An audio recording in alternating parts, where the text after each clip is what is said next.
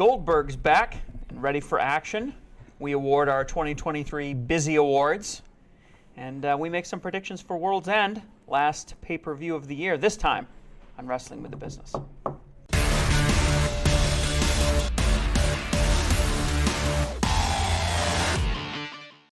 Ladies and gentlemen, welcome back to a brand new episode of Wrestling with the Business. We hope you had a very Merry Christmas and upcoming to a Happy New Year. Before we get going, be sure to like, comment, share, subscribe, do all that good stuff. Get us out there. We're bringing you the best content we possibly can bring you. Well, maybe not possibly. We could probably do a little better. But be sure to get on the social medias for us. We got a lot of stuff we're talking about today. Mainly, the Busy Awards, first annual. That should be pretty fun, talking about the year in review. There may be better, there may be worst, but there'll never be another first. There it is. And then we're making our predictions for the Divas Championship, AEW Worlds End, this Saturday.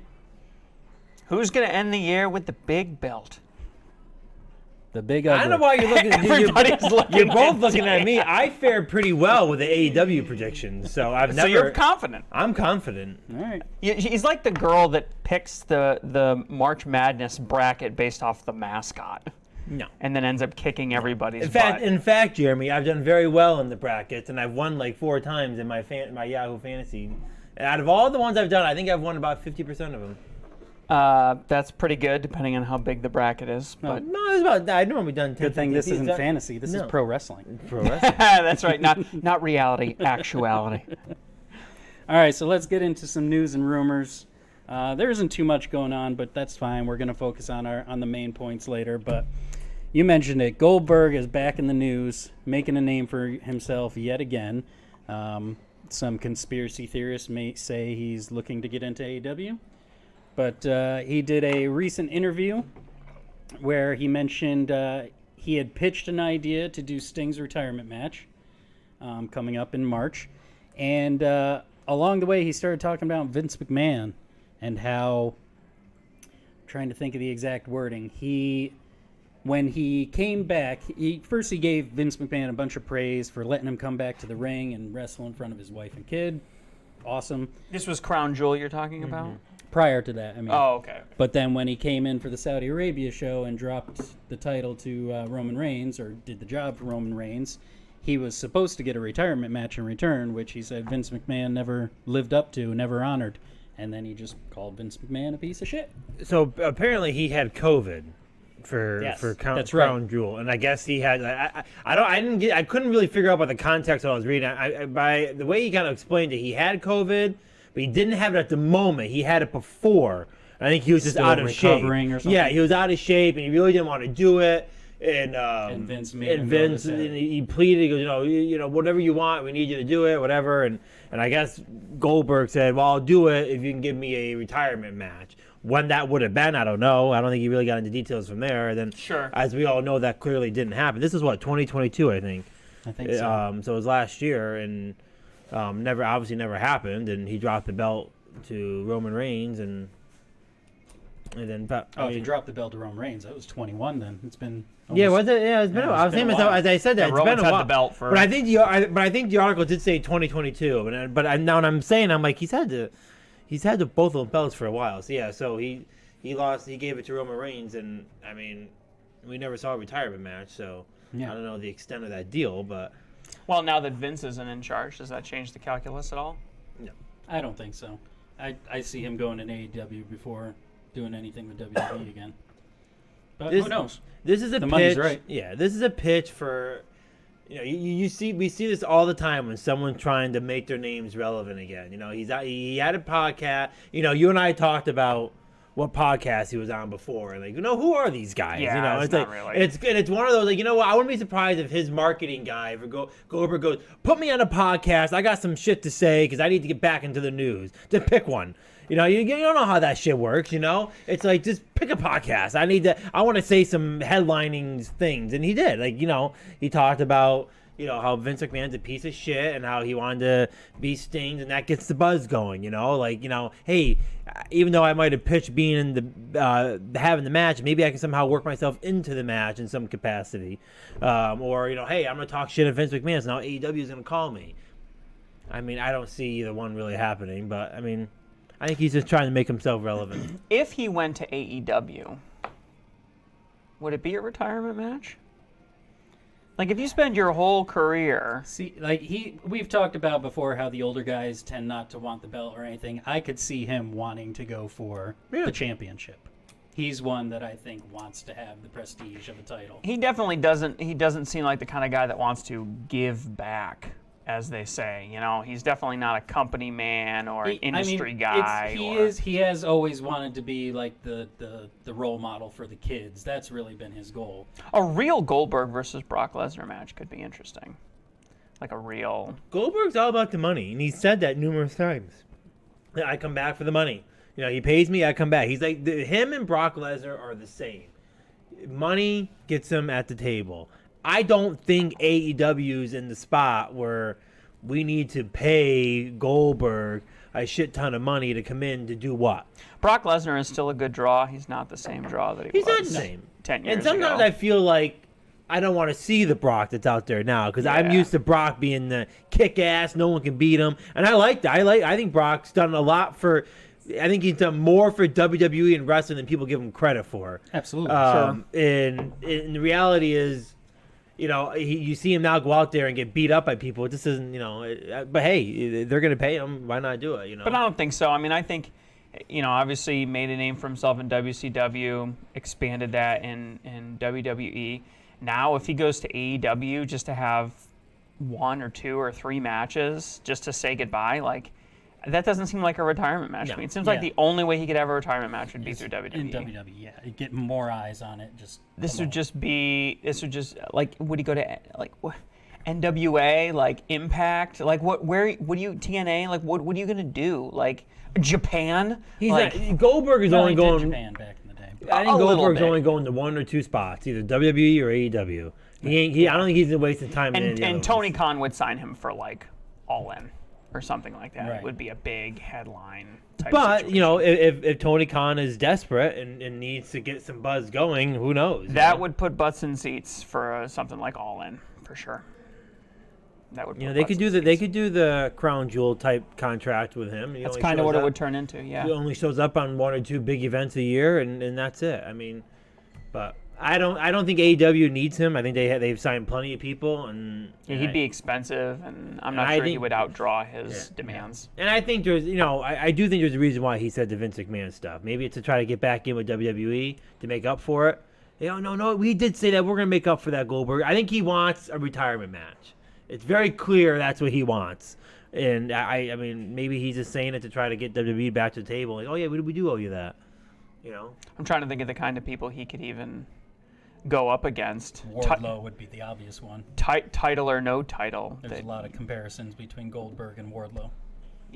And would he take the fall? Would he put the other guy over, to your point? That's the question. Because that's really, your retirement match really should be a loss. Goldberg's kind of selfish. That's kind of how it's gone. I mean, nobody expects Sting. I don't expect Sting to win at Revolution. So, same thing with Copeland when he goes and all that stuff. And again, I said it when it was first announced. The only opponent that makes sense for Sting is Darby. I don't see anyone else really filling that spot. Undertaker obviously took the loss. So, it's kind of a unique situation. He might never be in the ring again. He might never get that closure that we're looking for. Speaking, you mentioned AEW signings. This just occurred to me. It wasn't on the outline, but the other night on Dynamite, before the show, there was a dark match of the Acclaimed and Billy Gunn, who had a special surprise partner. Scotty 2 Hotty made his return to the ring. Scotty 2 Hotty. And he came out to the old Too Cool music and everything. Why would they do that at a dark match? He's been working as a producer and trainer for AEW for a little while. So he's been backstage. But I guess in 2024 he wants to start doing more in the ring. So I guess this was just a test run or an introduction. How old is he? He's got to be pushing or over 50. Yeah. It's been a hot minute. Heard it was a decent showing though, so that's nice. Well, good. sticking with AEW for a bit, we got a couple more AEW originals leaving the company. The Vice President of Live Events and Touring, Raphael Morphy, and much more surprising, the Chief Marketing and Merchandising Officer and wife of Matt Jackson, Dana Massey, are both leaving the company. The Max Exodus continues. I don't know if this is confirmed, but Dave Meltzer reported that the reason for Massey leaving was related to the CM Punk All Out incident from a couple years ago with the Bucks and how that whole situation got handled. You mean him getting his own show afterwards? Apparently. Yeah, the I forget the exact wording he said now, but just how the situation got handled, how Punk was treated, how the Bucks were treated, and just the ramifications of that. She wasn't happy with how everything turned out. So she's not renewing her contract. She let her contract run out. Is how it's coming. I mean, obviously she doesn't need the money, so. But I mean, like I said, she's been there. Both of these people have been there since the very beginning of AEW, and even before AEW, this was her job with her husband and their tag team all throughout their. I haven't been blown away by the marketing either. Well, she was more on the merchandising side. Okay. Yeah. Okay.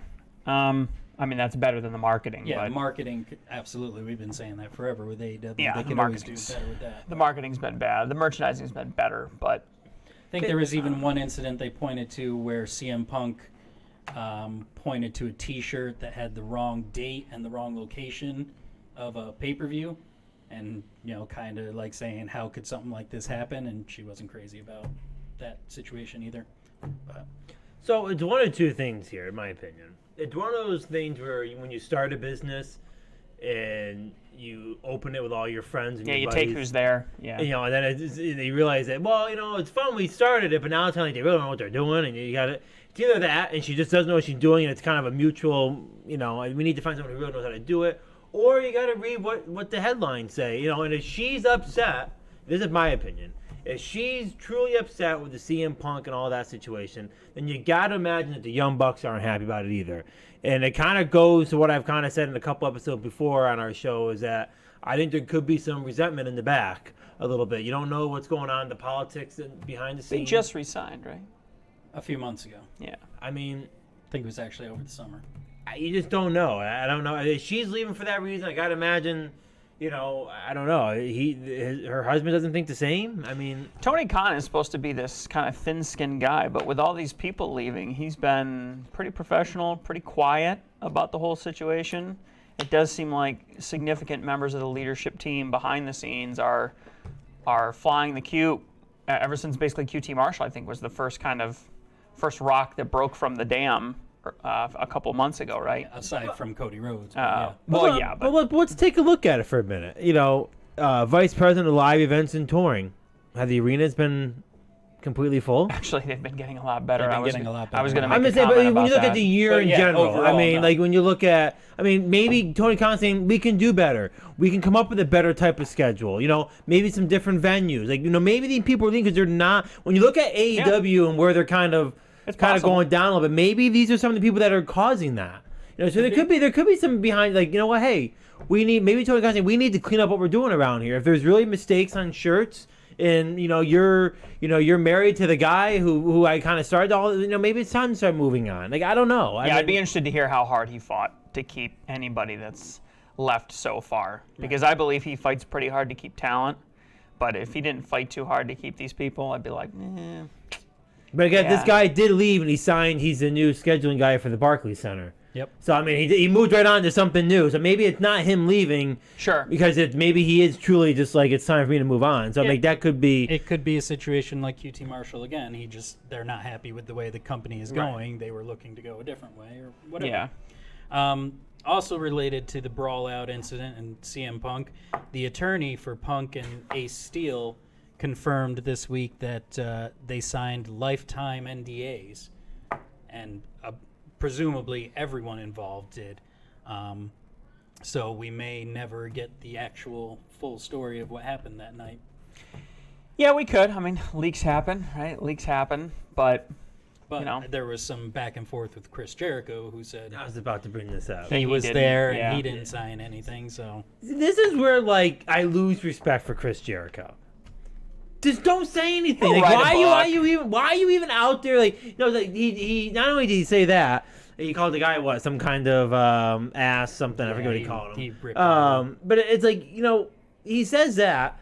And then he goes out and WWE posted something on Instagram about CM Punk, and Chris Jericho puts congrats. Mm-hmm. Why are you even saying anything? Yeah. Just leave it alone. This is where I lose respect for Chris Jericho. Be the guy that you're trying, be the leader you're trying to be. Because quite frankly, in my opinion, Chris Jericho is really only at AEW to be the leader, to be that locker room. Let's be honest. Chris Jericho's how old now? 52. He's getting to the point where you really want to see him in the ring. I know he's great at the ring promos. He's great at all that. But in the ring, I really don't want to see Chris Jericho in the ring anymore. Maybe you guys disagree. But it's to the point now where, again, it's like Brock Lesnar. I like how Chris Jericho, now it's kind of like you're losing the Chris Jericho image a little bit. You're out there, you can barely do anything. You don't look that good in the ring. It's like, now you're out there trying to be the leader to the locker room and show that the CM Punk stuff doesn't hit you. Why are you trying to engage in? Yeah, I don't think that's how he views his role. He's a part of the institution. I don't think he sees himself. He was, I think, when the company first was getting off of his feet, he was the first Le Champion, and he was supposed to sort of put the company on his back. You don't think he tries to be a leader in the locker room?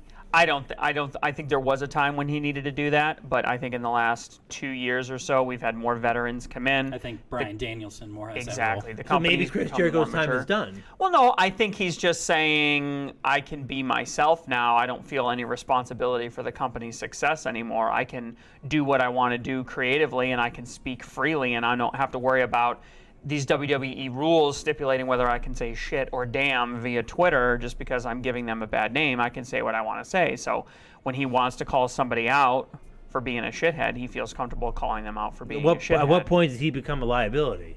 Oh, we're a long ways from that. I guess at the point that he's dumping alcoholic beverages on 8-year-olds' heads, he's probably close to the line. But he's not in violation of any company policy that I've noticed. He just kind of says what he wants to say and doesn't really edit himself. How long does he have left in his deal? Does anyone know? He signed at the very beginning, so it's got to be coming up. But yeah, 24, All In was his last singles match, right? Hey, he wrestles a lot of four-ways, tag team. So he can hide not doing anything. Kind of stuff. He can do a lot less, and that's kind of what you see the older guys doing, trying to put the younger guys over. So he's, that's kind of his role now. I see his role diminishing. I don't think he'll never win the championship again. He shouldn't win the championship again. It's he's kind of there just to get through Takeoff, and once they made it past Takeoff, it's like, okay, he's just participating now. He's not. No, you think he does off topic? You think he does a return to WWE before retirement? Maybe for a Hall of Fame. Yeah, I think he'll go back for a Hall of Fame, like a Royal Rumble surprise entrant or something, maybe, but. There'll be no Legends contract. I could be wrong. I think he's said, though, he's going to finish his career in AEW. Yeah, it could be. He's going to ride that rock and roll train as far as he can. He'll be 75 and touring, I'm sure, with Fozzy. Yeah, he'll be there with Ric Flair. Yeah, exactly. All right, so let's move on to some WWE news. First, some props. Got to give props where they get it. Is they just broke the record for their highest grossing domestic non-televised event in the company's history at Madison Square Garden this past week. I think it was 729,000? Yeah, pretty impressive. I think they had 12,000 people. They packed house pretty much. Yeah, so good on them. Day after Christmas, CM Punk's dark premiere. Yep, and where he beat Dom Mysterio, right? That was that, yeah. That was supposed to be the big draw. They had all the merchandise, all the kiosks were full, ready to go with merchandise. They sold out of a lot of it. Yeah, MSG, I would expect so. I mean, it's they keep saying the signs are showing that so it's been weird. A success. Yeah, they're saying they're going to take away these dark shows, and I'm looking, and all these dark shows are just blowing up the ticket sales. Right. They're doing 9,000, 10,000 seat arena dark shows. Well, I think I don't know. You didn't hear about the dark shows until CM Punk was on it, in my opinion. Well, no, hang on. They this year, around WrestleMania time, they were doing a crap ton, but they were all overseas. Yeah. They're doing a tour of France, they're doing a tour of England, they're going to India, they're going to Australia, not Australia. I think they need to be more focused on their dark shows, like, around WrestleMania time, around like certain events. Like, I think there's a way of. It's a great way to test the market. Yeah, and it's great. First of all, it's a great way for CM Punk to wrestle in the ring and practice before he goes on to TV. And that's what they're using. I mean, obviously that's what they're doing. I mean, he's out in the ring. I saw a couple pictures. She didn't look great. When is he ever? He looked like a little, even compared to the way he was 6-8 months ago. He looked like he had done a lot of work. They did say WWE had cameras filming, so that they could they could film some kind of. And they'll do some special, the Great Return of CM Punk. Or Hell freezes over. They used to film the NXT shows at like the Washington Armory with 500, 600 people there. They would film that stuff too. Great shows. And then awful, you said. I guess Tuesday night's Baltimore show was the highest in that region too, in that market ever. Yeah. So that was on Tuesday. So Monday and Tuesday they both had some pretty good shows. I don't know if CM Punk was on the Tuesday show or not. I think his next show isn't until they go to LA in a couple of days, maybe, or tomorrow or the next day, something like that. Well, it'll be interesting to see how their tickets do for their Australia Elimination Chamber pay-per-view, because the Western Australia Touring Board has requested that The Rock make an appearance, because we've talked about before how places are bidding to get shows now. So since they're paying for the show, they want The Rock. Boy, if you want the mouth, you got to take the asshole too, huh? This opens up a whole interesting new conundrum. I think he shows up when shows are. But I wonder if this changes the business aspect of it, where it's like, oh, you want us to bid on WrestleMania? Who's going to be there? Right. Who's going to be there? And you're going to start seeing more people have to start coming out of the woodwork. So the touring board, they're literally paying for the whole thing. Like they are paying for the whole. I believe so. I mean, I don't know how. I mean, I don't think WrestleMania these cities pay for the whole thing. So like in this situation where like if I'm just shooting a number, let's say 10 million, I'm paying for the entire event to come here. Yeah, I want to see The Rock. So WWE go pay The Rock. Arabia deal. So WWE saving 10 million by them paying the show. If I'm the Australian board, I'm going, go spend $1 million and get The Rock here for the show, please. If I'm WWE, hey Rock, got $1 million. Yeah, but that's how it's going to work. At the end of the day, we're still saving $9 million. I mean, let's think about how many names though there are that you could use to market and get the kind of numbers you want, because you can't be like, whoa, Sami Zayn's going to be there, so pay us $10 million for this show, right? There's like 5 names that you can say that with. Cena, Rock, Stone Cold. And a lot of them are lined up with movie deals out the yin-yang, contracts saying that they won't ride a motorcycle, they won't go skydiving, they won't do professional wrestling because it's danger and it puts the production under threat. Right. So you could run into a situation where it's like, well, we would pay you 5, but The Rock's under contract for Fast and the Furious 15, and so he can't be there, so we're only going to give you $1 million or something like that, or $2 million or whatever. So it could put the company in a very interesting predicament.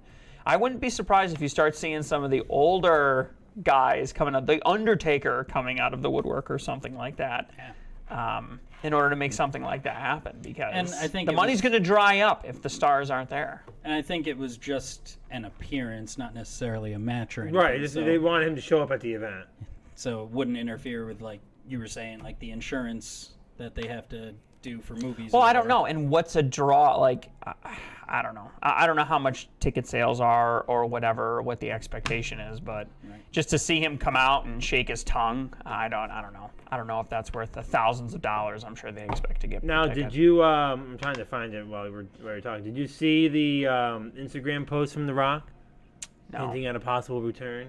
I'm trying to see. I did hear that he was hinting. I don't know if I can pull it up here. Let me see if I can grab it. I'll read you exactly. Oh yeah, he goes. He did a Make-A-Wish, and he goes on his Instagram post. He goes, I told him a little secret that may or may not involve some dude returning to WWE to lay the smackdown on all their candy asses.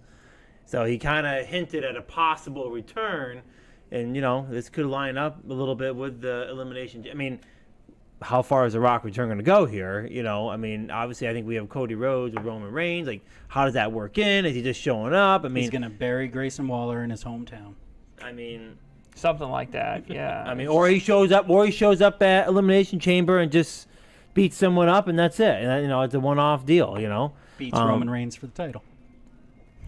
So, I mean, it sounds like there is some potential of a Rock situation for Elimination Chamber, but we'll see. It's always the story. Is he going to return, not return? All right, how's this for a segue? Not far from Australia is Japan. Oh, that's true. So WWE might be looking to send an NXT star to All Japan Pro Wrestling for a championship match. No word yet on who, but it's looking like it might possibly be Drew Gulak, who is a pretty phenomenal technical wrestler. But it's again pointing to the Triple H era, willing to work with other companies while under contract. It's a pretty cool deal. Yeah, I mean, if we mentioned this weeks ago, Japan is really the only market that the WWE has not managed to penetrate, even like 1%. And this would be the only way to get in there. You have to slowly inch your way in, lots of grease, lots of lube, nice and slow, because they are going to be, I think, very resistant to any kind of market takeover. They have a very specific style. And it's interesting, this long-term plan that they've had. They invite Japanese performers in, come, develop, and then now phase 2 is basically, okay, let's do an exchange. Let's get some of our guys exposure over there while they're still in the company. And it only helps them. Yeah, I mean, why not? Yeah, and honestly, AEW Forbidden Door was a great pay-per-view this year. Yes. And there's a lot of success in the product. And if you're a guy like Triple H and you know the business, you can watch that pay-per-view no matter how many sales it has, no matter how many tickets it sold. You can look at a good product and go, holy shit, there's potential there. And I think he sees potential. They in the past they always talked about doing an NXT Japan, and like you said, it never turned into anything. But still trying, I guess. That was his vision, is to have a global footprint. WWE Europe, WWE Asia, WWE, Mexico. Asia Pacific, Mexico, South America, sort of become a global phenomenon. Mm-hmm. So, and also somewhat related to NXT, it looks like William Regal's 1 year no TV clause is coming to an end. So, will we see the general manager of NXT returning? that would be an interesting storyline. I mean, I don't know. Nick Aldis and is there a general manager now? Is well, Shawn Michaels kind of shows himself as. I mean, from what I can tell, the last couple of months he's made segments where he's the face of NXT, kind of. I mean, he has come out a couple of times, and been involved, but I don't think there's been a formal GM. Yeah, he's not. Right. And honestly, I mean they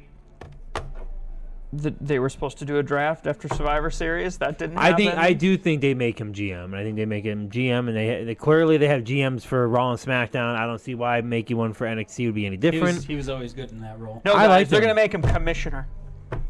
I've long said there should be one commissioner for the whole organization, the whole league, or the whole promotion. One guy that comes in and makes really one bad guy. decisions. I don't know if you need general suffer managers for all the shows, but I mean, I think there should be one authority figure for everybody. It would be nice if we saw some more of that Teddy Long stipulation flexing. Yeah. Okay, fine, you can take on this guy, but this is the stipulation. No, The only time the general managers really make sense is in the situation like a draft. Yeah, other than that, there's really no. You need to go back to the good old Mick Foley days. Even Shawn Michaels, when he was commissioner for a while, he showed up every once in a while. Not he wasn't the main person of the storylines, but he would show up in a segment. Go, we have a match tonight. It's you guys. The question is, how do you do it? Because back in the old days, you'd be christened by the great Vince McMahon. Hey, congratulations, you're a commissioner now. We'd write some story into it, but that's the gist of it. The gist of it is the God King has come and made you commissioner. President Jack Tunney. These days, how do you do that? You have to find some other way to bestow authority on them, and I think the company's really struggling with how to take a guy like Nick Aldis that really doesn't have that kind of experience or authority with the fan base, and without being blessed by the God King Triple H, how do you do that? And there's a way to do it. You could have him clear the locker room or beat a bunch of people up or something like that, a way to establish his dominance. He was good once. Go with him again, and it's Shawn Michaels. He was commissioner one. I know he was injured at the time. It was just to keep him relevant. But the whole point is the commissioner should show up on all the shows combined. They should show up once or twice a month. Yeah, it's not an every show thing. It's when there's a big segment going on in the ring, the commissioner out of the blue shows up. Hey, we're gonna have a match at Survivor Series this month. It's to be you two and doesn't need to be like you just assume he's behind the scenes making matches. You know that person's in charge, and you just assume that he's behind the scenes making it, and he comes out on the TV every once in a while. It doesn't have to be an every episode thing. Did they have the commissioners when SmackDown started? It was Mick Foley. No, Shawn Michaels. When SmackDown started in 1999, or not 1999, I mean, Shawn Michaels, on the first ever SmackDown, he came out with The Rock, Triple H, and Mankind, and he made a match. It was the first ever SmackDown. He came out. And The Rock had his shoe in his hand. He was going to shove it up Triple H's ass. Yeah, and right when he finished that line, Shawn Michaels came out. I thought he was commissioner long before that. Yeah. So then after that, it went to Mick Foley for a while. Right. Obviously, when Mick Foley stopped wrestling for a bit. Okay. All right, last bit of news here I thought was pretty interesting. Another sign that the Vince McMahon era is over. Hall of Fame inductees are starting to be chosen, and it's been reported that Triple H is the final say on who's going into the Hall of Fame this year, whereas previously has always been Vince. So I'd love to learn more about what that decision-making process is. I was about to say, I don't care much for it anymore. It's content related. I don't care. You know, the way they do it in other sports, might be something interesting now. The way they do it in other sports is members of the media vote. Yeah. I think in the past they have said the higher-ups in the company and the inner circle would vote, but ultimately Vince would make the final decision. Yeah, I think you should set... I think it was like 6 years in a row that Triple H nominated Macho Man, and Vince kept saying no to it. Be interesting to see if some of those loops get closed. People that we've been saying for years and years should be in are finally going to get in. Boy, that would be one way. If I was Triple H and I wanted to flex my muscles, that's what I would do. I would put people in that Vince. So who do we think is going in this year then? I mean, I assume Bray Wyatt. Bray Wyatt, well, yeah. Obviously. Bray Wyatt's going to be probably the first one that's announced. Would be my guess. I mean, I don't think Batista would go in with Bray Wyatt. Let's be honest. Bray Wyatt's going to be the center of attention. Didn't Batista go in last year? No.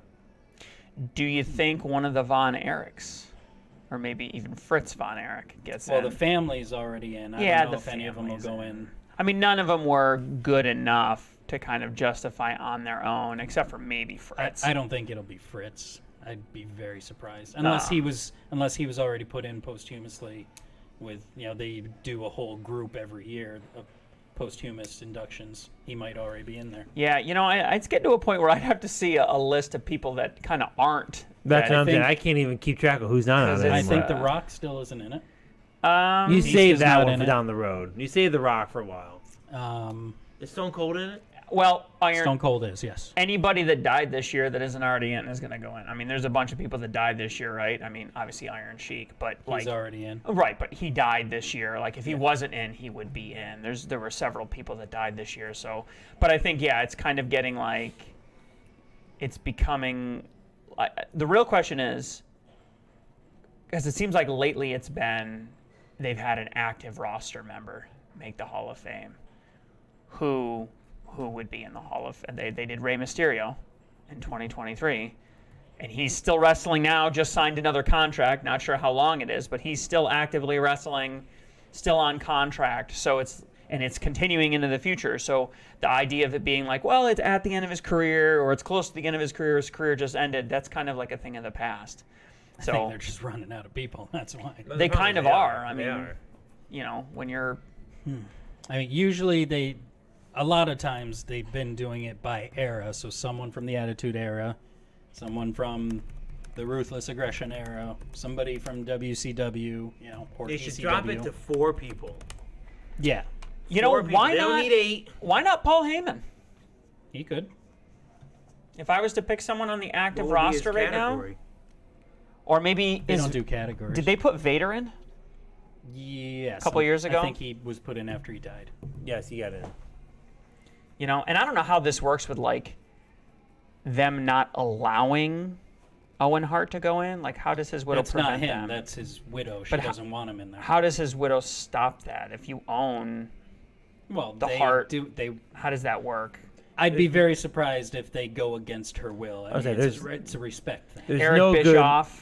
good. Yeah, he's in it. I think, yeah, he's in. He went in a couple years ago. By himself he went in? Yeah. Yeah. Oh. There's no good that can come out of a wife running around and saying, "Don't put my name," put her husband's name, and he's in. Like, there's no good publicity that comes from that. And her now with AEW, he's associated with them, so she might even now say, the Owen Hart name is under contract with AEW. I've never liked the Hall of Fame. I think it's there for the wrong reasons. I think they got away when they started. When it first came out, it was like legitimate. Now then they got into like doing it for content reasons and doing sports entertainment. Yeah, it's just That's like what it's it just is. not. Does Vince McMahon go in? That's what I was wondering. He may not want to. He might not want to go in until he's dead. JBL, Dean Malenko, JBL's in it. William Regal. But at what point does every wrestler just get into the Hall of Fame? No, there's a ton of wrestlers that aren't, and that Yeah, but won't when be. we're don't talking think Dean Bastion- Malenko and we're talking William Regal, we're kind of getting to the point where I know I like William Regal, but like, has Lex he done Luger? a lot to like There's one. who? Lex Luger. Yeah. I don't think Bastion Booger is ever going to be in the Hall of Fame. Demolition. Oh, that's right. What about Jim Demolition's not in. Johnson? Yep, that'd be a good one. Jim Johnson would be a good one. The music guy, right? Yeah. Yep. He's one that actually really should be in. I mean, he's All the kind of just as responsible Yeah. for the success. What about RVD? Didn't he go in last year? I think he went in last year. What about, is Sable in? Sable is not. Now, again, with Vince McMahon gone, maybe she would be. Are you now, sure but Eric Bischoff is in? Yeah. Almost positive. I've Yeah. seen him on the Hall of Fame show before. Okay, all right. If you go to WWE's roster, they have a Hall of Fame section. Yeah, I know. One of us is gonna have to. Yeah, I guess 2 years ago he went in. Okay. Yeah. Well, they won't put Christian in because obviously he's working right now. What female wrestler would go in? Sable is a good call. Sable. What about Bam Bam Bigelow? He's in. He isn't? Yep. A good female wrestler? Miss Elizabeth? She's in. Is she in? Yeah. As far as women, then, I don't know. I think Luna Vachon is in. Ivory. China's in. Sunny. With DX. China's in. Yeah, China could go in. They by did too herself. many too quickly. They put themselves in a hole with it. They got to drop down to like 3 people, 4 people a year. 4 or 5, yeah. They do a celebrity one every year, so They're that gonna run kinda- out of that eventually. Well, I mean, that kind of burns through. I mean, that's 4. I mean, one's a celebrity. You So. don't have to have a celebrity every year, but yeah, They do. every other year I have one in there. You don't have to. Yeah, but they do. Yeah, I know. And this year it'll be. They should have John 5. Dale. They should Yeah. have 5 different categories of what type get you in, but not every 5 is gonna be on every. Like, A just- male, female, Yeah. tag team, But legend. this whatever. guy's in it this year because of this Manager. category. You know Demolition? Demolition should go in if they haven't already. I think they were probably kept out because of some. Stupid. Yeah. I'll bet you. Bad I'll bet blood. you. Vince McMahon goes in. what I mean? No, he doesn't. He's going to honor his father-in-law. He's I going don't to take think, the reins of the company. Again, I don't think he wants to be put in. I think it'll be after he dies. You think that'll be a sign that he's dead? Yeah. Like. It hasn't been announced, but he's in the Hall of Fame. No, it was like, oh, you'll put me in when I'm dead. Yeah, I don't think he wants to go in. Coward. All right, let's get to the main events here. Co-main events. Should we got do the 2 main busies? events tonight. The Yeah. Coco main events. We're gonna do the Busy Awards. Wrestling with the Business, first annual, Trigger warning. best of 2023. Trigger warning. Controversial opinions inbound. Yeah, this should be interesting. I kind of feel like we're gonna be a little lopsided here, but we'll see how this goes. You know, I'm surprisingly balanced. I think I have a couple surprising picks for you guys. I asked Jeremy So. before the show, when we were sitting here, should I pick what I really think or should I be a troll and pick trolling ones just to start arguments? And no, this I has to be. think and you I- being honest is going to be like trolling me. Yeah, I so, suppose. So you could just be honest. We don't want this to be like other award shows. This is legit, right? My dress needs to be way more revealing. If this is an award show, Let's see. What order should we do these in? let's just go straight. The same Okay. order as that it's All in. right, so we'll start with the best. Let's do botch before high spot. We'll end on the high spot. Okay. Yeah. So let's do best pay-per-view or premium live event of 2023. Who wants to go first? I'll go first. You go first. So the best premium live event, I picked one for each. I thought that was fair. You're doing multiples? Well, I do have an overall, but Just pick one, Jeremy. Let's not make this difficult. AEW Revolution. Oh, Jesus. Okay. That was the best. Is this going to be like AEW from the both of you the whole way down? And I'm going to be like the sole WWE guy over here. MJF in a 60-minute Iron Man match with Danielson, which was an incredible match. We had Moxley versus Hangman Page in a Texas Death Match, which was a very controversial match. Although there's been 2 more controversial matches in addition to that now. But at the time, it was very controversial. And it had been the first time they've really seen a match like that since probably Kenny Omega and Jon Moxley went at it 2 years prior. Mm-hmm. Was that at Revolution? No. That was at Full Gear. Full Gear. I think. And they had that amazing Elite versus House of Black for the Trios Championship where the House of Black retained. I mean, those were 3... they could have been main event on any pay-per-view anywhere, and there were 3 matches in the same show. To me, that's the best show of the year. All right. Hands down. Dan, what do you got? Survivor Series. All right. Okay, you can't use CM Punk's name. Why is that the best? Well, I just thought there was a lot that last 35 minutes of the show was just like phenomenal. Randy Orton coming out, just everything. The way they played it, the way it just that 35 minutes. I think the atmosphere of Chicago. I think the whole thing was just it was a well hyped show going into it. Everyone was like, "Oh, what's going on? What's going on?" I just think there was a lot.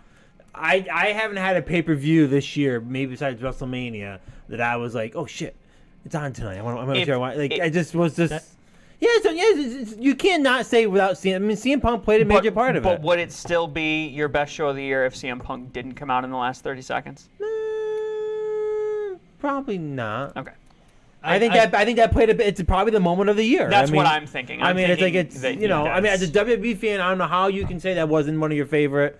I mean, like him or not like him, the way the show ended, the way the crowd was, the hype going into the show, it's Chicago. It just had a lot going on, I think. I did consider doing that one, but the only thing for me was that show was it was a 2-match show. It was the War Games. Oh yeah, for sure, yeah. All the other, I'm looking at the card right now. All the rest of it meant nothing. Escobar, Gunther, like it meant nothing. That's astounding. It was the last 35 minutes of the show. Yeah, for sure. I was torn on this one. I almost said Backlash, mainly because of that Puerto Rico crowd. That was my other pick. Yeah, Backlash. But I settled on AEW All In London at Wembley Stadium. Yeah, it has a lot. Thanks to CM Punk. Yep, all very CM memorable. Punk, all him. No, there were plenty of excellent matches on that show. I mean, even probably the low point of the show was probably the Will Ospreay Chris Jericho match, which didn't make any sense, but was still a great match. But just what it meant for the company, what it meant for the industry, for a non-WWE show doing so well at a show like that. Yeah, that was my show of the year. All right, best match of the year. I'll go first this one. Okay. Go ahead. I think it'd be a shocker to you two. CM Punk versus... No. Oh, okay. Charlotte Flair, Rhea Ripley, WrestleMania. That was a very good match. I think there was a lot of significance in that match. I think she has the best title run going this year right now. Mm-hmm. I think she has... Yeah, when she won the belt, that was... Well, that might have stole the show. Development. I think we were saying that we thought that might have stole the show. Yeah. That was great... Was that night one? What? That was night one, I think. Yeah, it was night one, right? I think it ended with that show. It ended with that match, right? I thought that Charlotte Flair was on the ground crying and got up, and it was a good match. But more importantly, a lot that came from that match too. And I almost put Rhea Ripley down for my superstar of the year, but I didn't. I put her for this match instead. I just think she's making that title relevant right now. I think a lot from that match happened. No, the main event was the Usos versus... right. Owens and Zayn. Yeah, Owens and Zayn, which they retained. That was also a very good match. And that was one of the ones I was considering, too, was Kevin Owens and Sami Zayn for the tag titles. But, nope, Charlotte Flair, Rhea Ripley. Okay. I had the the Double or Nothing 4 Pillars Fatal 4-Way. That had great story. It went all the way down to the core. There were some amazing spots. None of it looked forced. It was action-packed the entire time. Great story behind it. I think it was the first time this year that we saw AEW kind of add story into Amazing Wrestling. Yep. And so from there, some of the greatest storylines kicked off. MJF versus Darby Allin versus Sammy Guevara versus Jungle Boy. Jungle Boy before the heel turn too, Yep. so it was actual Jungle Boy. So that was an astoundingly good match. Never got boring, even though it lasted a really long time. That was peak wrestling for me for the year. Again, I struggled with this one. There have been so many good matches. Okada versus Danielson at Forbidden Door was good. Danielson versus Zack Sabre Jr. at Wrestle Dream was phenomenal. And just last week, Vikingo versus Black Taurus at ROH Final Battle. Oh my God. But Here's Black Taurus. I didn't know they still made the Taurus. the match, Jeremy's a real funny guy today, isn't he?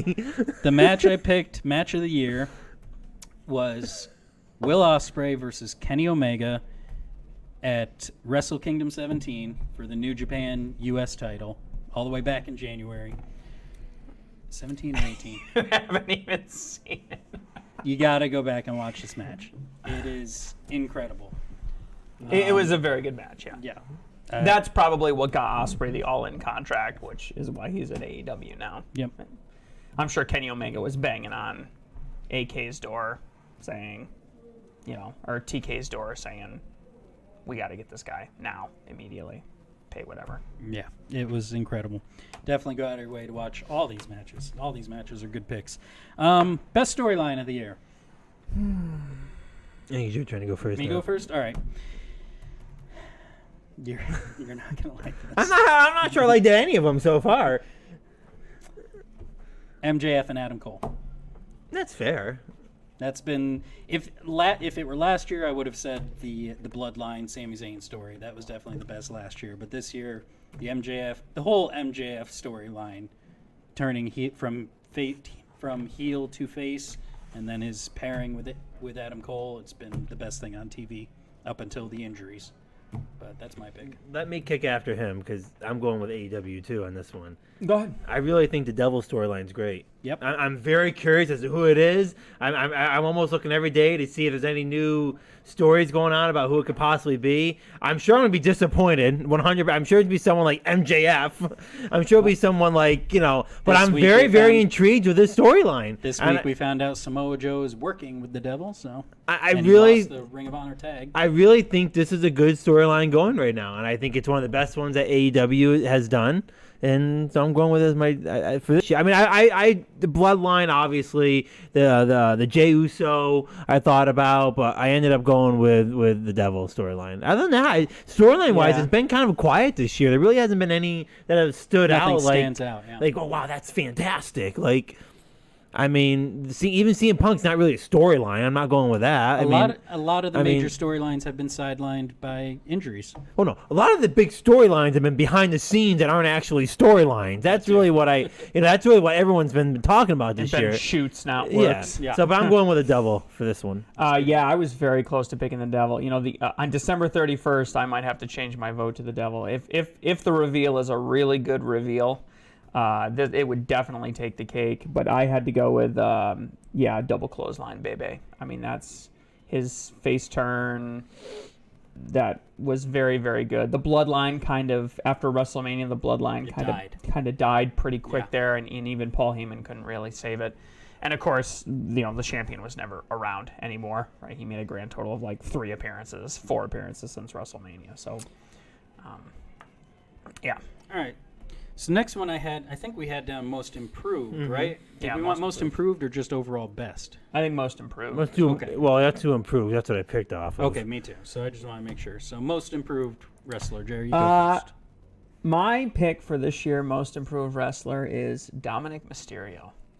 He, the feud that got started with his father leading into WrestleMania He had the great heel turn, the integration into Judgment Day, his relationship with Rhea Ripley and the way that's taken off, the heat, the incredible heat that he's getting, even though he hasn't even looked in his father's direction in like 6 months. The fact that he's still able to get that kind of heat. And of course, his wrestling has come. He won the North American Championship at NXT, and his wrestling has come a long way. Obviously, they selected him for a reason to be the first guy that CM Punk went against for his first dark match. He's the future of the company, and he's really, in the last year, really proven himself to be a real asset. And I can't think of any wrestler that's improved more than him in the last 365 days. Dan? I'm going AEW again here. I'm going with Samoa Joe. I thought about Dominic, Rhea Ripley. I thought about Ricochet, but I ended up going with Samoa Joe. The fact that he was commentating for WWE, pretty much, I think he did get fired. He got let go. Didn't really think you ever really see him again. Here he is, has a belt on his shoulder and highlighting AEW at the end of the year. I mean, he's in the main event. I got to assume it's the main event with MJF. But he's going to be in the main event to close out 2023. So, I mean, what more can you be looking for? And he was fighting for the belt at All In, too. I mean, so it's kind of like, in my CM Punk's opinion, last match in AEW. I mean, I've always liked Samoa Joe. I kind of said, he's done when he left WWE, and here he is back to being, like, the front and center. Kind of just as intense as always, too. Yeah, so I got to put him as the most improved. That's a good pick. I almost went with Swerve Strickland, but then I pivoted and I said Dom Mysterio also. Really? Yep. For everything you said, he is the epitome of a wrestler who has grown. I mean, to where he started, even just when he started tagging with his dad. Yep. To where he is now, it's light years ahead. Oh, so. He's definitely top 2 improved. And he's really found his place, I think, in the company, his comfort zone, and now he just needs to work it for 5-6 more years. Yep. And he'll be Exactly. That's a lot of time. And he'll be where? Well, he's only 25. He's very young. I say he has another year with the Judgment Day. Then he's really got to. Oh, maybe. I'm talking where he reaches like Roman Reigns level. That's what I'm saying. To get to that, like, he got another year with Judgment Day. I think he's still too young and too fresh to go off solo just yet. But I think after another year, I think they got to do it. They got to morph his way into. They got to do some kind of. Starts his own stable. No, that he got to do. He gets thrown out of the group or something, or gets taken out, and he hasn't really had a break either. He's been working pretty consistently the whole year. Yeah. He went over to NXT, and he's the one that started the ratings boost that NXT experienced. And I'm just thinking about it now. They trust him to be in the ring for CM Punk's return. Exactly. That's a big deal. Exactly. Yeah. All right. Botch spot of the year. And we're talking... The worst moment. The worst moment, whether in a match, in a show, behind the scenes. I don't think there can be any argument over this, right? We have universal agreement here. It's... The death of Bray Wyatt is the worst moment. Oh wow! I didn't even think industry. Of that. That's what I went with. Wow! I'm totally not on the same. What did you pick? Jeez. What did you pick? I honestly couldn't think of anything, so I settled on the amount of tribalism and shit online between the two companies. That does kind of suck. That is one thing that exists now that didn't exist in 1998. Social media. And the whole impact that's once had. you guys said that, I'm like, yeah, actually, it should be. I thought about. I should change my pick. Damn. I was trying to find. I was kind of, in my opinion, I shouldn't AEW. I kind of feel like they're at a low point. So I was kind of figuring what, that could be they're at the lowest maybe they've had. And, but I didn't want to keep putting CM Punk and shit down. So, but yeah, Bray Wyatt's definitely obviously the lowest point, in my opinion. Yeah, that's what I picked too. All right. So the opposite of that, what was the high spot of the year? The best moment in the wrestling industry of 2023?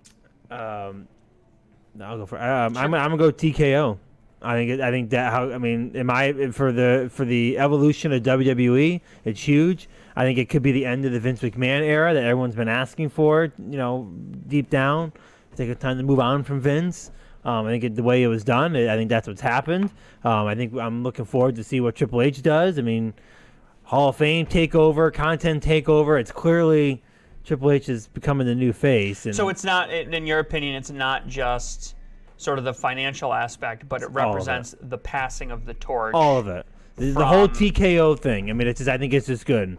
I think it's gonna give. I think at the end of the day, I think it gives reasons why CM Punk came back. It gives back. It's not Vince anymore. It's not like now. Like the morale's up. Look at the shift in the two companies. I think it's the biggest point of the year. I mean, how can it? I mean, UFC, WB combined. How can that not be one of the most significant Somebody things? needs to shoot Vince McMahon full of truth serum and just start asking him questions, because I'd love to know what he actually thinks about what's going on. Mm-hmm. Well, would be interesting. I think he orchestrated it. I think to a degree. I think about 30% of what's out there is the truth. 75% or 70% isn't the truth. I mean, I do think Vince McMahon orchestrated it. This whole Ari told Vince he's not doing content anymore. For all you know, Vince didn't want to do it anymore. Vince wanted to be put in charge of a company, still have his name on it. Disney would not have Vince involved at all. None. I mean, Netflix, Amazon, you don't know. They would have never. I mean, I think Ari was willing to have Vince involved. And I think, who knows, Vince doesn't come back. I don't know. So in line with your pick, I'm still kind of up in the air about the actual merger and if it's going to turn out to be good or bad, but the merger did lead to Vince McMahon being gone. Yeah. And I think that was my pick for high spot, because, I mean, we've been saying for years the product is terrible, Vince McMahon needs to go, and while WWE still hasn't fully capitalized that on just yet, I think they are definitely moving in the right direction, and Vince leaving, that was the high spot for me. For me, it was all in. Going to Wembley Stadium, selling, let's just say 75,000 tickets, whatever it was, between 70 and 80,000 tickets. Going overseas, it was the first time that real competition entered the market. This isn't some 10,000 seat arena in the middle of the United States. These weren't casual fans. It tells me that real invested fans that care about Japanese wrestling, that care about the actual technique of wrestling, that there is a market. To me, this was the actual proven. Yeah, they might not get a million views every night. They might not get 1.5 or 2 million views, but you can fill the biggest stadium in England with a premier event. And there's a market. There is hunger for it, and I think it's going to make AEW better, but of course it's going to make WWE better too, which is something I think we all agree on. So the fact that there actually is life in the market and there is enough room for two big dogs, as it were. One dog's still much bigger than the other at this point, but to me that's gave me a lot of hope for the future. All right. Well, there are our picks for the best of 2023. Comment down below. Let us know what you think of our picks, and tell us what you would pick for each of these moments, for each of these categories. What did you think was the best of 2023? And then maybe we'll revisit these next year and see how things have changed or how they've stayed the same. That could be fun. So now let's finish up with our predictions. AEW Worlds End this Saturday. It's shaping up to look like a pretty decent show. It's about time we get down to business, pals. Oh, I'm scared. Divas title is on the line. I'm scared about this show. I'm picking scared right now. So 9 matches have been announced as of time of recording. I believe there's also supposed to be a battle royal on the pre-show, 20-man battle royal, but they haven't announced who it is, who's in it, or anything yet. So we'll stick with these 9 matches. First up, the main event, World Championship, MJF versus Samoa Joe. God, it all depends who the devil is. This week on Dynamite, Samoa Joe screwed MJF, showed he was working with the devil, caused MJF to lose the Ring of Honor tag titles. So, wait, how did the show end? Who had the upper hand? Samoa Joe. Samoa Joe hits him with a. What can I think? Oh, a Muscle Buster. The Muscle Buster. Yeah. Thank you. You can't end the show that have win the belt too. Also has a shoulder, and I think he's still got a hip injury too. He definitely has a shoulder injury, so that may play into it also. All right. Well, I have to stick with the same theory I've been going with for weeks, maybe even months now. I think Samoa Joe takes the title from MJF, and I think MJF disappears for a little bit. He's a little banged up. I don't think that's a work. I think that's legit. And I think we see a great return at Revolution or somewhere this spring. The resurrection of MJF, perhaps when Adam Cole is a little bit healthier as well and can come back. So I pick Samoa Joe. Wow. So, why is this surprising? This is the same thing I've been pitching for weeks now. I'm playing strategy on not getting that title right now. It's now like you could always just pick the same as me. How I've always worked predictions of pay-per-view. Whoever has the upper hand on the show going into the match never wins the match. So Samoa Joe to get the last laugh over. That's true in WWE. True, but to get the laugh on Wednesday and then to turn around and win the title again, MJF just got destroyed. A way stronger argument against Samoa Joe winning is that they're in New York City. They're in Long Island, which is. However, MJF's with that said, MJF apparently doesn't have a contract signed. He is injured. There is the Devil storyline. But Jeremy picking Samoa Joe, I could say Samoa Joe, so at least he and I are both wrong. So I'm playing strategy now for the title. Is there a carrot in the box, Dan? I think MJF winning. Let's be clear. I want MJF to win. If I didn't know what happened on Wednesday, I would say Samoa Joe. Because it just makes sense with everything going on with MJF, apparently outside of the company, with not being signed, whatever, and him being injured, taking time. I do think he's going to take time off. I do think the devil plays a part in screwing him over. I'm going Samoa Joe for the victory. Ooh. At the end of the day, I'm matching up with him, so I'm playing a little safe here. You're welcome. Now, what do you do, Matt? Now it's in your court, Matt. What do you do? I'm picking MJF.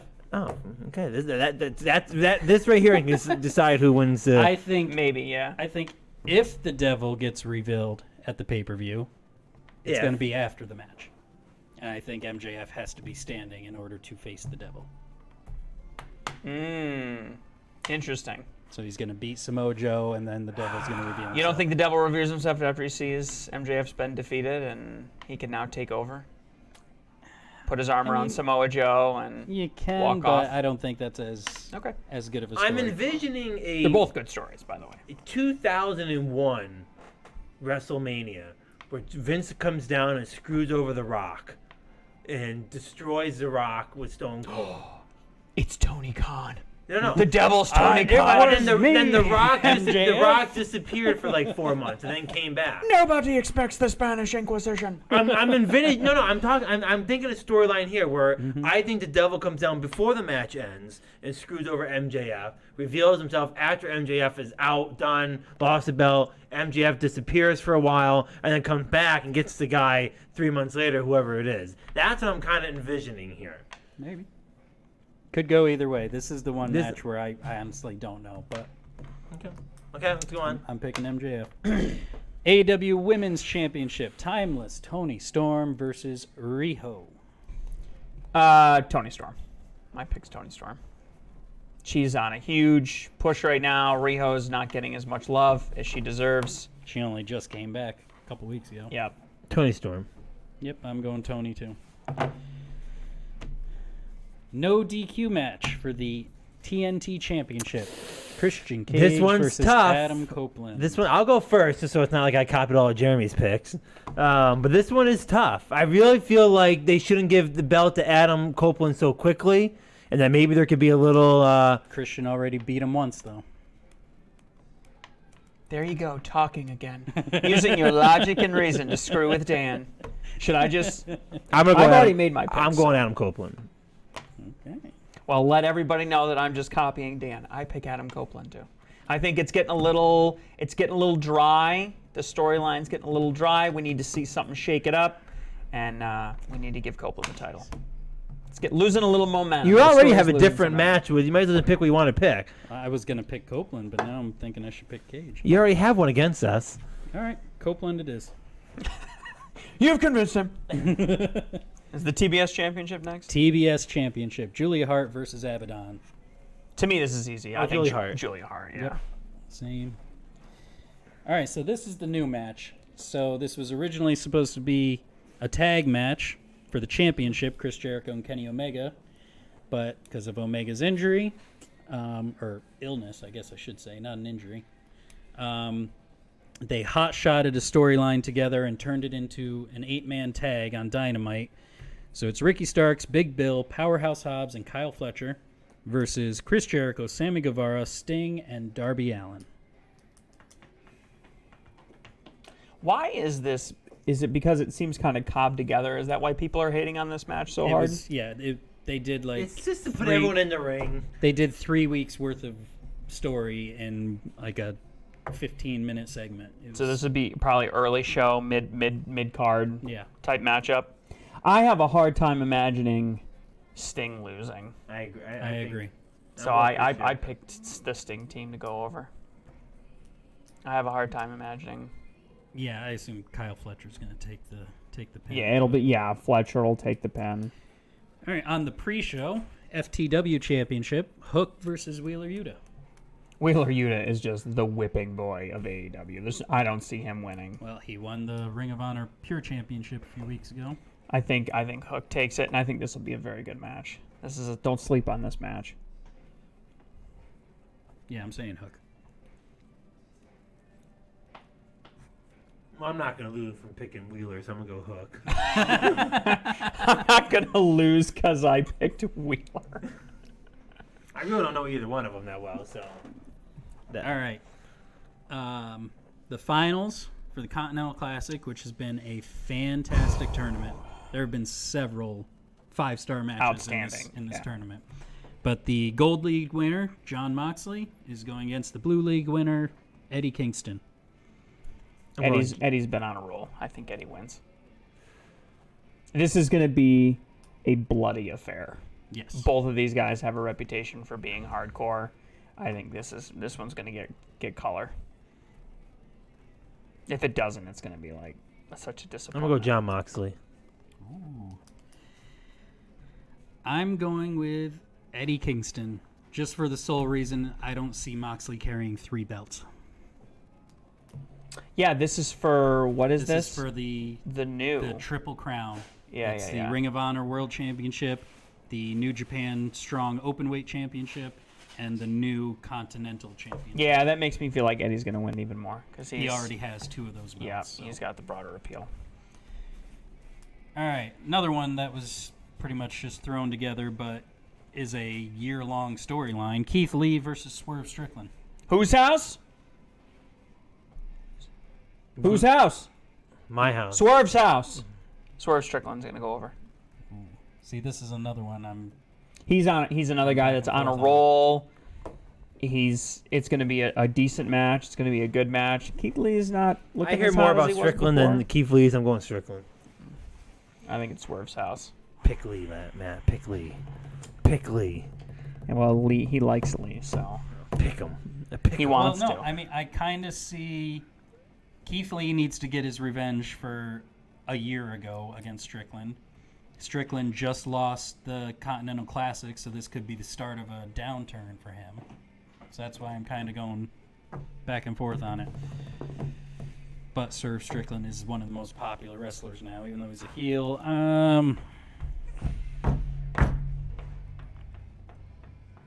Yeah, I'll go Swerve. Whose house? Swerve's house. And finally, just announced the other night, Andrade El Idolo versus Miro. Again, I just pick him because I like him more, Andrade. Is he leaving? No. I don't think so. Is the contract out? No. No, maybe next year it might be. But both of them have been on a roll lately. It was hard not to pick his match. Andrade did very well in the Continental It was hard not to pick also. his match with Buddy Matthews, that ladder match. Oh, that's right. And Collision as the. That was a very good match. I went back and watched both matches again and was like, oh, they're just so wonderful. The story is Andrade, his new manager is Miro's wife, so Miro's pissed off about it. So now they're gonna fight. And she's really giving him the finger. Miro's wife to Miro? Perry. Wait. Call back to our story last week about Perry. Her finger got infected. Remember, she needed surgery. Yeah. Gave him the finger. I'm gonna go Miro. All right. Well, at least Matt found it funny.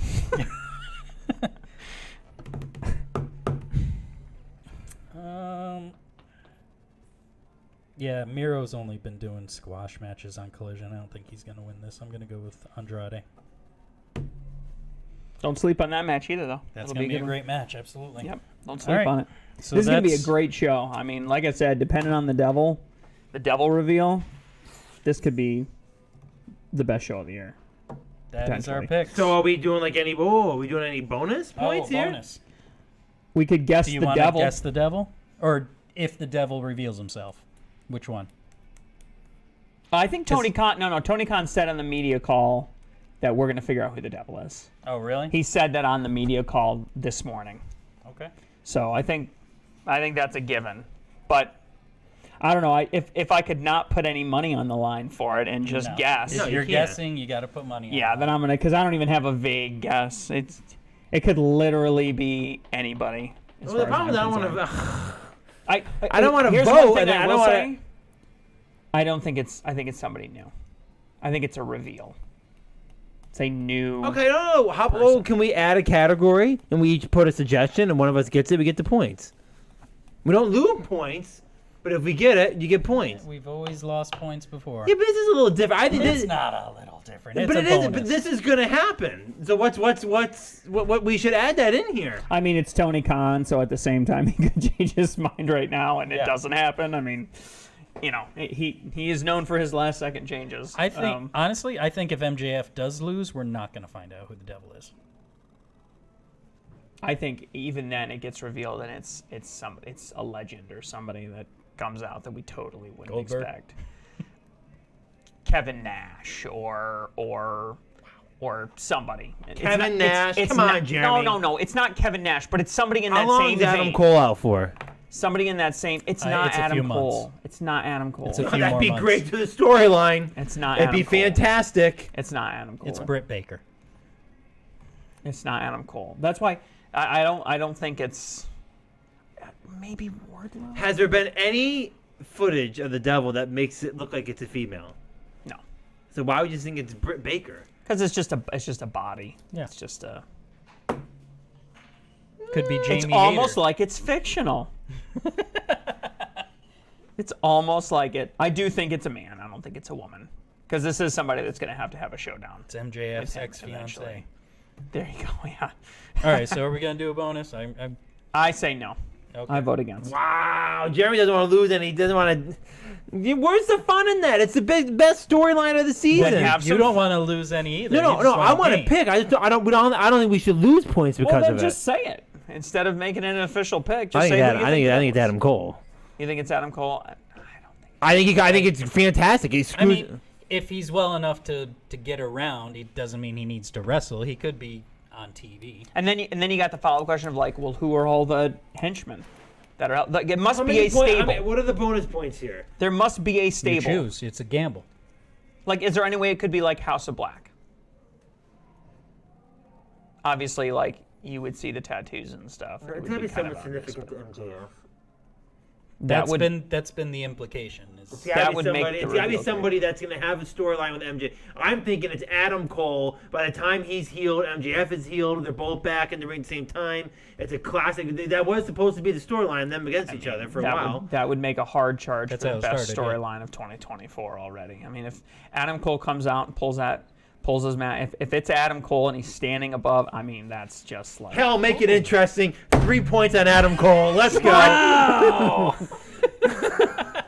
Done. 3 points, Adam Cole. I got 2 against you 2 already, so I got to make up for that. Can I just say somebody outside the company? That's literally the best pick I've got. 3 points. 3 points, Adam Cole. I love it. Aim big, miss big. I love it. Aim little, miss little. Well, now I feel way more comfortable about. Why don't you guys do something? It's the biggest. You just said a minute ago that you almost picked it as the best storyline of the year. You're not gonna throw some points on. Who was his first feud with? Way back when? Cody. Maybe it's the return. That was his heel turn. Maybe it's the return of CM Punk. Yeah. What was after that? After that, God, I think that's when he started having Wardlow come out with him. It needs to be somebody of I can't remember. significance in the industry that wants to go after the title. It doesn't need to be someone new. And Adam Cole hasn't been around. I'm not selling you on my pick. I'm going Adam Cole. That would be amazing if it was Adam Cole. I'm going to put 1 point on Jack Perry. Here's my second pick. If it's Adam Cole, I will happily retain this title. Like that's to me, that's worth it. If it's Adam Cole, he might have a choice. He might have to have the belt. To me, that's worth it. I would happily, just because You don't have to make a pick. I have no pick. I have no pick. Wow. I will say unofficially that I think it's somebody that's not currently with AEW, or somebody that's been injured for forever. Like it's not somebody on the active AEW roster. All right. Those are our predictions for World's End. We'll definitely be watching the show to see how. By the way, how do I watch a pay-per-view at AEW? Bleacher Report. Oh, it's free? No, Oh. $50.